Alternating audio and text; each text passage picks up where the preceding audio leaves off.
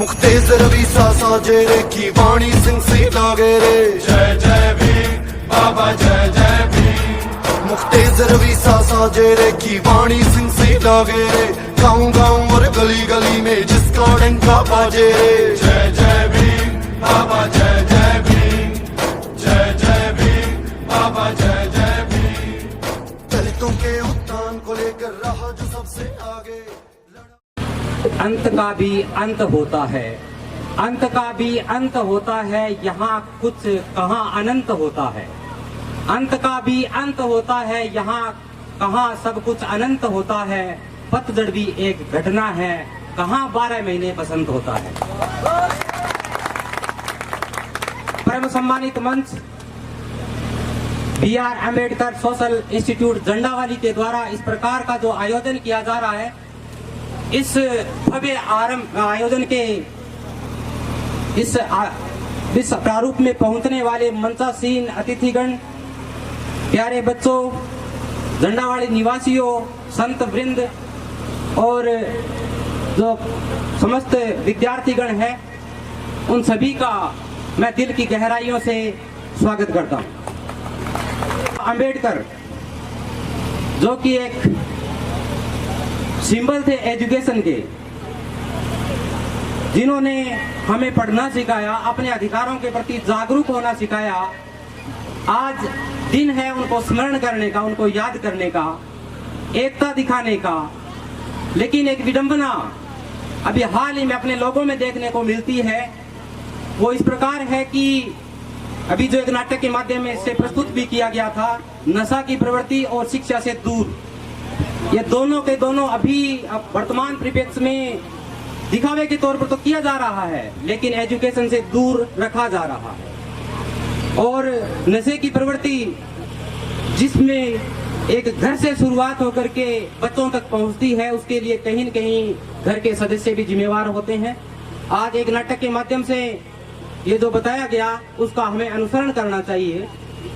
तो बाबा साहेब ने कहा था, शिक्षित बनो, संगठित बनो और संघर्ष करो। तो शिक्षा क्या होती है? क्या केवल एकेडमिक जो शिक्षा है वो ग्रहण कर ली, उसके बाद में अपने शिक्षित हो गए? कितने लोग अपने अधिकारों के प्रति जागरूक हुए, जो अपने एकेडमिक एजुकेशन थी उससे प्राप्त करने के पश्चात, यानी 12वीं कर ली, कॉलेज कर लिया, उसके बाद में कितने लोग अपने अधिकारों के प्रति जागरूक हो गए?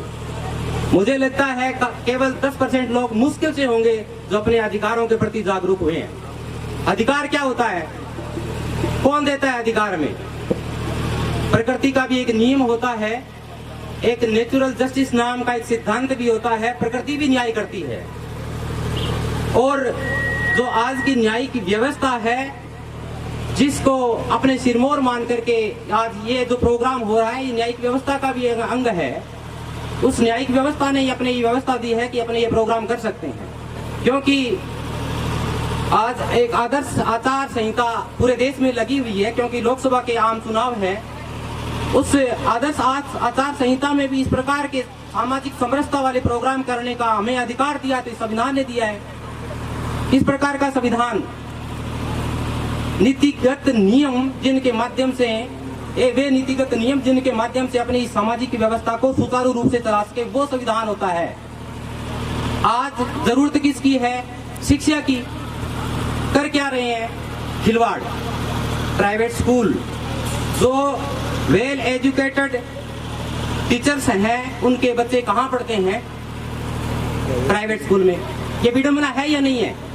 अपने में से कई सरकारी कर्मचारी होंगे, अभी सुन भी रहे होंगे, बुरा भी लगेगा, लेकिन सत्य कहने में मैं कोताही नहीं बरतता। उनके बच्चे 99% प्राइवेट स्कूल में पढ़ते हैं। तो क्या उन स्कूलों की दशा सुधर सकती है? कब सुधरेगी?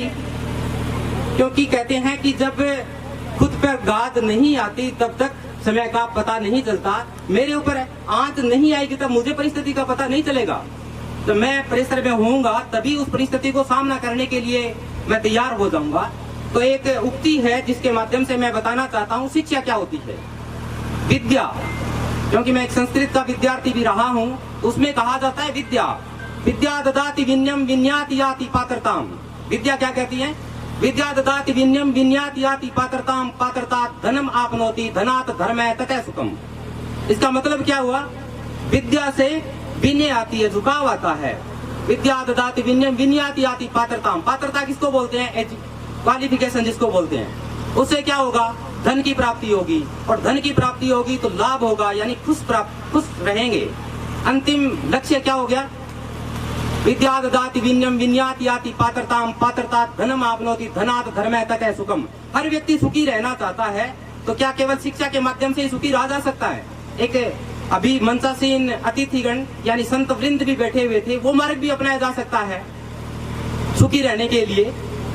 तो उस मार्ग को न अपना करके इस सामाजिक व्यवस्था को क्यों अपनाया गया? वो इसलिए क्योंकि अगर केवल वो मार्ग अपनाया जाएगा तो इस संसार की जो अग्रिम पीढ़ी है वो शायद समाप्त हो जाएगी, और ये जो जनसंख्या वृद्धि का विकास है वो रुक जाएगा। इसी व्यवस्था को बनाए रखने के लिए हमें ये सामाजिक व्यवस्था बनानी पड़ी।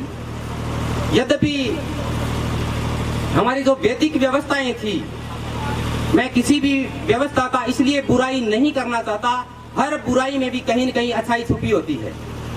क्योंकि यहाँ एक गंदगी पड़ी होगी, जैसे गाय का गोबर पड़ा हुआ है, किसी की नजर में तो वो एक गंदी चीज है, हो सकता है मेरी नजर में ही हो, लेकिन वो दूसरे की नजर में उपला बनाने के लिए एक अच्छी कच्ची सामग्री हो सकती है। तो हर चीज बुरी हो सकती है, अपने क्या करना है? ग्रहण करना है। कुछ लोग कहते हैं मुझे गाली दी गई, तो ली क्यों तूने? गाली देने वाला जाने, उसकी बुराई थी, उसके बुरे जो विचार थे, आप क्यों ले रहे हो?